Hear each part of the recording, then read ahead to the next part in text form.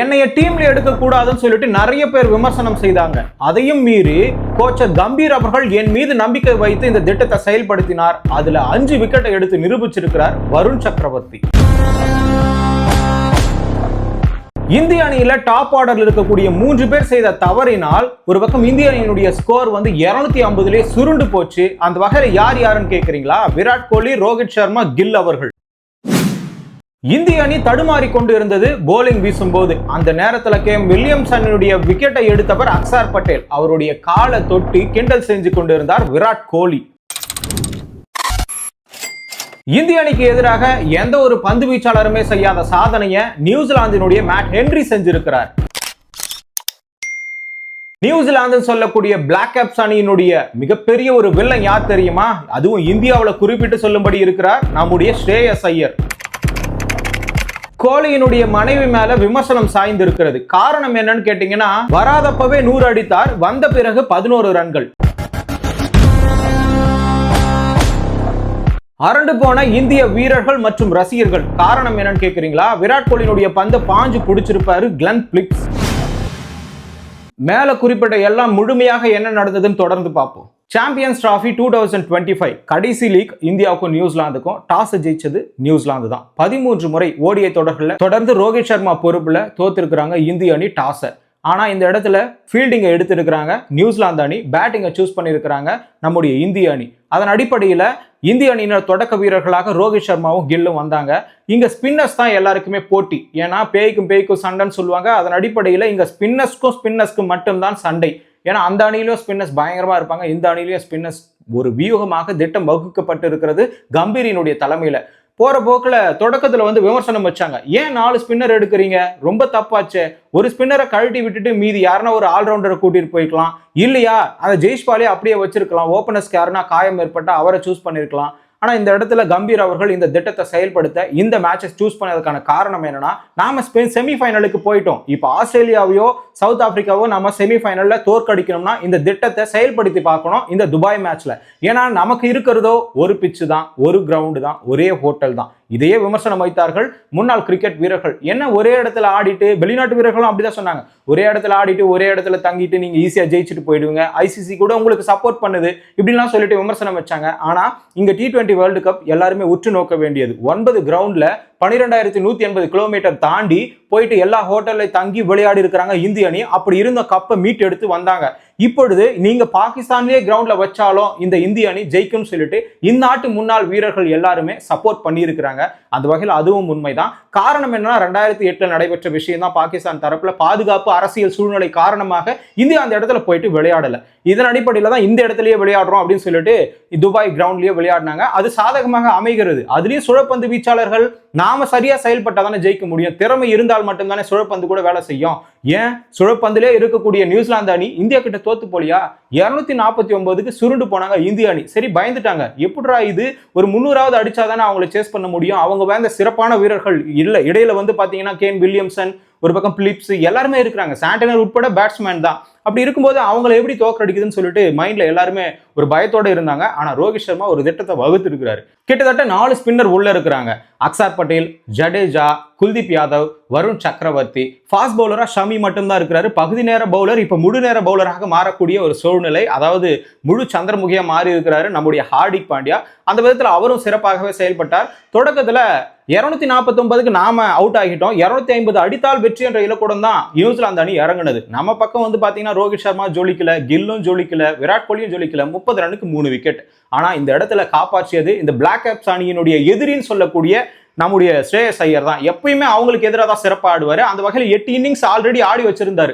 354 ரன்களை அடிச்சிருப்பாரு. 100.71 strike rate வச்சிட்டு இருந்தாரு. சராசரி கூட பாத்தீங்கன்னா கிட்டத்தட்ட 73, 74 வச்சிருக்காரு. அப்படி இருக்கிற நேரத்துல இந்த மேட்ச்ல 98க்கு 75 ரன்களை அடித்திருப்பார். ஒரு தவறுதலான ஷாட் தான். அவரையும் புரிஞ்சு வச்சிருக்காங்க. இவருக்கு பவுன்சர் பால் செட் ஆகல. சோ இவருக்கு ஸ்பின்னோ நாம ஒரு லென்த்லயோ போடக்கூடாது, பவுன்சர் பால்லே போடணும்னு சொல்லிட்டு தான் அதாவது மேட் ஹென்ரிய பவுன்சர் போட வச்சு அவர் புல் ஷாட் ஆட வச்சு அவரும் அவுட் ஆகிட்டாரு. அப்படி இருந்தாலும் அவர் சிறப்பான ஒரு ஆட்டத்தை தான் வெளிப்படுத்தியிருக்காரு. தொடர்ந்து அந்த மிடில் ஆர்டர்ல இவரை எடுக்கவே முடியாத ஒரு சூழ்நிலை தான். இங்கிலாந்து தொடர்ல இவரை சேர்க்கலாமா வேணாவா? விராட் கோலி உட்கார்ந்த பட்சத்தினால தான் இவர் உள்ள வந்தாரு. ஜெய்ஷ்வால் ஓப்பனிங் ஆடினாரு. ஆனா அந்த இடத்துல விராட் கோலி மட்டும் ரெஸ்ட் எடுக்காம இருந்திருந்தா ஸ்ரேயஸ் ஐயரை உட்காரவே வச்சிருப்பாங்க. அவர் ஓப்பன் டாக்காவே அதை வச்சாரு, என்ன உட்கார வைக்கலான்னு இருந்தாங்க அப்படின்னு சொல்லிட்டு. ஆனா இந்த இடத்துல எப்படியோ தப்பிச்சு இப்போ கடைசி வரைக்கும் அவர் நல்ல ஒரு பேட்ஸ்மேன், இவரை வந்து தூக்கவே முடியாதுன்ற ஒரு நிலைக்கு தான் தள்ளப்பட்டு இப்போ இந்தியன் அணியில ஸ்ட்ராங்கான ஒரு பிளேஸை பிடிச்சிருக்கிறாரு. ஓடிஐல மட்டும் தான் இவர் சிறப்பான பிளேயரான்னு பார்த்தா எல்லா இடத்துலயுமே சிறப்பான பிளேயர் தான். அந்த அடிப்படையில் தான் இப்போ ஹுத்தப்பா கூட அவருக்கு சப்போர்ட் பண்ணியிருக்காங்க. அம்பத்தி ராயுடு கூட அவரை பத்தி பேசவே மாட்டீங்களே யாருன்னு சொல்லிட்டு பொங்கி எழுந்திருக்கிறாங்க. நம்ம என்னதான் இந்திய ரசிகர்களாக இருந்தாலும் எதிரணியை பாராட்டியே ஆக வேண்டும். எந்த விஷயத்துல? ஃபீல்டிங்ல தான் சொல்றேன். ஏன்னு கேக்குறீங்களா? தரையில வரதையும் விட மாட்டாங்க, தரைக்கு மேல வரதையும் விட மாட்டாங்க இந்த நியூசிலாந்துக்காரனுங்க. அந்த வகையில தான் விராட் கோலியினுடைய ஷாட் பிளேஸ் பண்ணி அடிக்கப்பட்ட பந்து தான். ஆனா கிளென் பிலிப்ஸ் பாஞ்சு பிடிச்சிருப்பாரு. ஆல்ரெடி ரிஸ்வானுடைய கேட்சை சாம்பியன்ஸ் டிராஃபி தொடக்கத்திலேயே கொஞ்சம் பறந்து பிடிச்சிருப்பாரு. அதே மாதிரி லபிஷன் டெஸ்ட் மேட்ச்ல அவருடைய கேட்ச் ஸ்லிப்ல பாஞ்சு பிடிச்சிருப்பாரு. நிறைய கேட்ச் அந்த மாதிரி பிடிச்சிருக்காரு. ஒருத்தன் பிராண்டன் மெக்கலமா இருந்த பரவாயில்ல, இங்க 11 பேருமே அப்படிதான் இருக்கிறாங்க. ஏன்னு பாத்தீங்கன்னா வில்லியம்சன் கூட ஒத்த கையிலே விழுந்து பிடிச்சிருப்பாரு. எல்லா கேட்சும் எல்லா ஃபீல்டிங்கும் எல்லா பாலுமே பிடிச்சு போடுறதுனால நம்ம பிளேயர்ஸ்க்கு எல்லாருமே ஒரு தடுமாற்றம் ஏற்பட்டது. அதனாலதான் 4-6 அடிக்க ஆரம்பிச்சிட்டாரு. கடைசி நேரத்தில் ஹார்திக் பாண்டியா 45 பாலுக்கு 45 அடிச்சிருப்பாரு.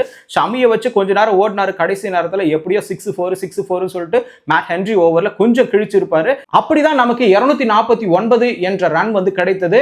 அதே மாதிரி அக்சார் பட்டேலும் இடையில பார்ட்னர்ஷிப் போட்டதுனால ஸ்ரேயஸ் ஐயர் கூட கிட்டத்தட்ட 42 ரன் அடிச்சிருப்பாரு. இவங்க 3 பேர் விளையாடின விளையாட்டால தான் நமக்கு 249 ஒரு சராசரியான ஒரு இலக்கு கிடைச்சது. இதை வச்சு சுருட்டிட அப்படின்னு சொல்லிட்டு ரோஹித் சர்மாவுக்கும் கம்பீருக்கும் ஒரு திட்டம் இருந்திருக்கிறது. இதற்காக எப்படின்னு பாத்தீங்கன்னா ஸ்பின்னர்ஸை வச்சு நம்ம முடிக்கிறோம்டா அந்த மேட்ச் சொல்லிட்டு தான் அவங்களை இறக்கி ஒரு பக்கம் 4 ஸ்பின்னர்ஸை போட வச்சு தெரிக்க விட்டுருக்காங்க. அதுலயும் நம்முடைய வருண் சக்கரவர்த்தி அவர்கள் பல சாதனையை முடிச்சிருக்கிறாரு.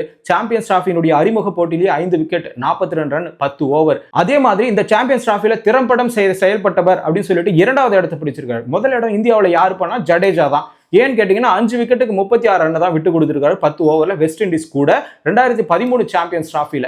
இன்னொரு சாதனை என்னன்னு கேக்குறீங்களா? இந்த ஓடிஐ தொடர்கள்ல மிக விரைவாக 5 விக்கெட் எடுக்கக்கூடிய நபர்ல 2வது இடத்துல இருக்கிறாரு நம்முடைய வருண் சக்கரவர்த்தி. முதல் இடத்துல ஸ்டூவர்ட் பின்னி பங்களாதேஷுக்கு எதிராக 6 விக்கெட்டை எடுத்து 4 ரன்களை விட்டு கொடுத்திருப்பார். இப்படி 2வது மேட்ச்லயே இங்கிலாந்துக்கு எதிராக ஒரு தொடர் ஆடி இருப்பாரு. இப்போ டைரக்டா வந்து நியூசிலாந்து கூட இந்த போட்டியில வந்து 5 விக்கெட் எடுத்து 42 ரன் விட்டு கொடுத்து 10 ஓவரை முடிச்சிருப்பாரு.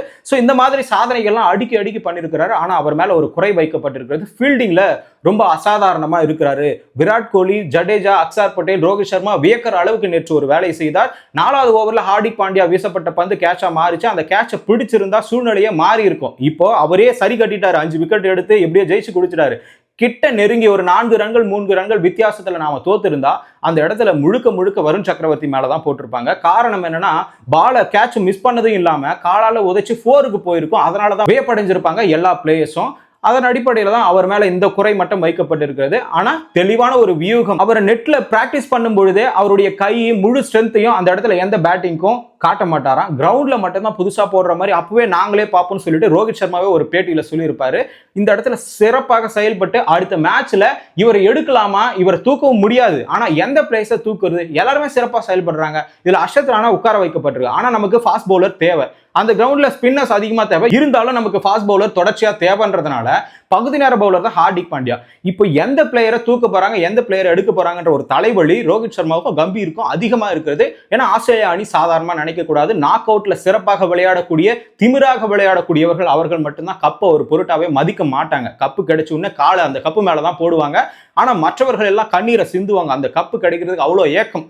அப்படி இருக்கிற நேரத்துல இந்த ஒரு விஷயத்தினால இவங்களுக்கு எதிராக நம்ம மிகப்பெரிய ஒரு திட்டத்தை வகுக்கணும்னு சொல்லிட்டு தான் இந்திய அணியினர் இந்த ஸ்பின்னரை வச்சு டெஸ்ட் பண்ணி பாக்குறாங்க. யாரோ வருண் சக்கரவர்த்தி. ஆனா டெஸ்ட் பண்ணதுல கேன் வில்லியம்சன் மட்டும்தான் நியூசிலாந்து தரப்புல 81 ரன்களை அடிச்சிருப்பாரு.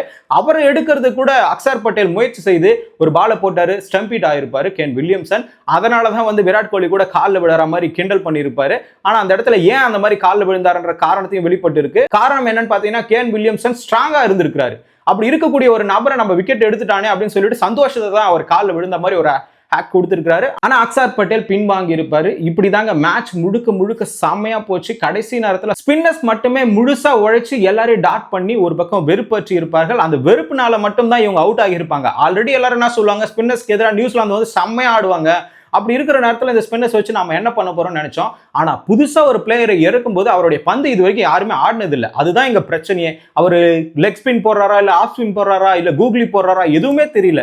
அப்படி இருக்கிற நேரத்தில் அந்த பால் எப்படி டேர்ன் ஆக போகுது. மிச்சல் வேற ரொம்ப தடுமாறினாரு. நம்முடைய வருண் சக்கரவர்த்தி ஓவரில் அவருடைய ஓவர்லேயே கடைசியாக அவுட் ஆகிட்டு போயிட்டாரு.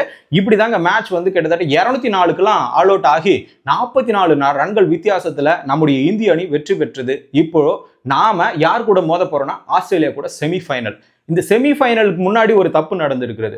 ஆஸ்திரேலியாவும் சரி சவுத் ஆப்பிரிக்காவும் சரி இங்க மோதுறவங்க ஜெயிக்கிறவங்க கூட நீங்க ஆடியே ஆகணும்னு சொல்லிட்டு அங்கிருந்து 2 பேருமே கிளப்பி வர வச்சிருக்காங்க. ஆனா ஏன் 2 பேரையும் கிளப்பி வர வைக்கணும், ஒருத்தர் மட்டும் தானே வர வைக்கணும்னு சொல்லிட்டு உங்களுக்கு டவுட் இருக்கும். இதுதான் இங்க விமர்சனத்துக்கு உள்ளாகி இருக்கிறது. ஐசிசி மேல மிகப்பெரிய ஒரு குறை. இந்தியாவுக்கு சாதகமாவே செயல்படுறாங்கப்பா, எதுக்குப்பா 2 பேர் இந்த மாதிரி டைம் டேபிள் எவன்பா போட்டதுன்னு சொல்லிட்டு எல்லாருமே குறை வச்சிருக்காங்க. இந்த அணில இந்திய அணி ஜெயிச்சா ஆஸ்திரேலியா அவங்க கூட மோதணும், இந்திய அணி தோத்துட்டா சவுத் ஆப்பிரிக்கா மோதணும். அப்ப 2 பேரையும் ஒரே நேரத்தில் வர வச்சா மட்டும் தானே இந்த இடத்துல விளையாட முடியும்.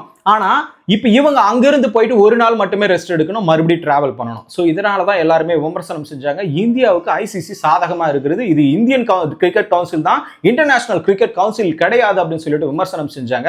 இப்ப என்ன பிரச்சனைனா ஆஸ்திரேலியாவும் அவங்க தரப்புல ஒரு வீரரை மாற்றி இருக்கிறாங்க, வியூகம் வகுக்கிறாங்க. நாமளும் ஸ்பின்னரை எடுத்துட்டு போனோம், ஏன்னா துபாயில வந்து ஸ்பின்னர்ஸ் தான் எடுப்படுகிறது, சுழல் பந்து வீச்சுக்கு அழகா இருக்குதுன்னு சொல்லிட்டு இன்னொரு ஸ்பின்னர் பவுலரை எடுக்கலாம்னு சொல்லிட்டு அவங்க முயற்சி பண்ணிட்டு இருக்காங்க. அந்த அடிப்படையில் இந்தியாவுக்கும் ஆஸ்திரேலியாவுக்கும் செமிஃபைனல் இந்த மேட்ச்ல பழி தீர்க்குமா இந்தியான்னு சொல்லிட்டு நீங்க கமெண்ட்ல சொல்லுங்க.